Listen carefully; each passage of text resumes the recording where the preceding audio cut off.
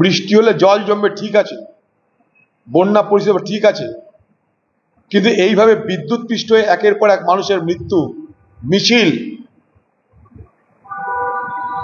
আমাদের সকলকে অবাক করে দিয়েছে এবং এই সরকারের চূড়ান্ত ব্যর্থতাকে, এই সরকারের নগ্ন প্রশাসনকে আজকে মানুষের সামনে প্রকাশ করে দিয়েছে।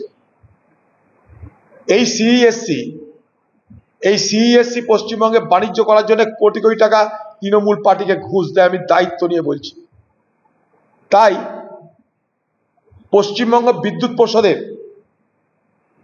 তার এক ধরনের রেট, এক ধরনের তার ভাড়া, আর সিএসসি তার এক ধরনের ভাড়া, এক ধরনের রেটটা।